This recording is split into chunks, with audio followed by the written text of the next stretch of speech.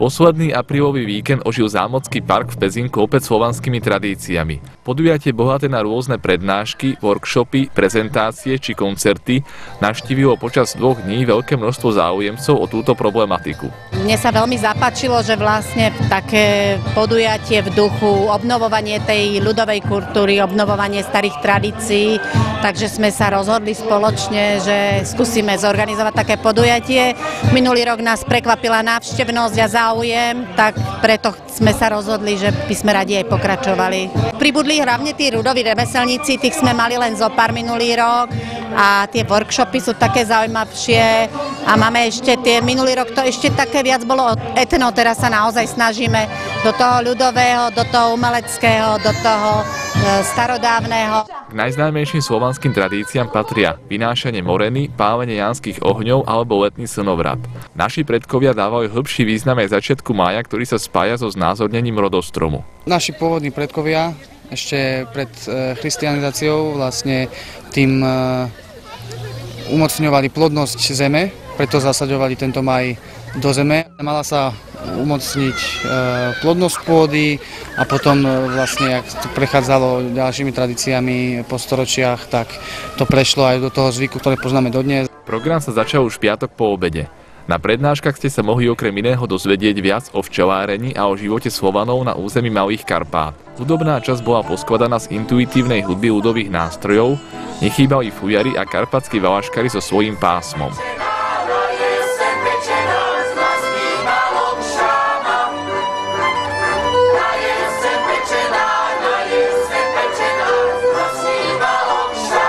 Séria prednášok pokračovala aj počas celej soboty. Posledná z nich patrila hudobníkovi a spisovateľovi Žiarislavovi Švickému. Tentokrát porozprával o spojení prírody a viery. Vnímam to ako nielen viera, ale aj vedomstvo určité. Z toho sú odvodené aj pojmy ako vedma, vedomec, že znalec prírody cez prírodné duchovno, ktoré môžeme vnímať v tých umeleckých obrazoch, ako sú aj obrady, aj znamenia, aj znaky, aj dajme tomu strom života, maj, hej, to je tiež jedno z takých znamení. Tak tam je to čosi ako tlmočníctvo medzi tým prírodným duchom a medzi tým človekom, ktorý je taký, ako je. Okrem prednášok ste si mohli v parku vypočuť aj živú hudbu, ktorú zastupovali viacerí hudobníci. Medzi ostatnými sa predstavila aj kapela Vrbovské vrby, ktorej vystúpenie zožalo veľký úspech.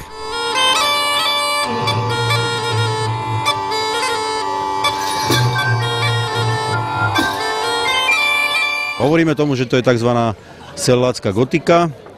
Ten názov vznikol vtedy, keď na Červenom kameni chystali nejakú stredovekú bitku a my sme išli bez nástrojov, ktoré sme teda nemali ze sebu a keď nás videla tá organizátorka, tak sa opýtala, či sme tí gotickí sedláci a nám sa to strašne zaľúbilo, tak celý tento hudobný štýl. Nástroje sa snažíme používať také, jak aj boli. My keď sa dá, hráme bez aparatúry, bez mikrofónov. Snažíme sa to robiť autenticky, tak jak pred tými stáročami sa hralo.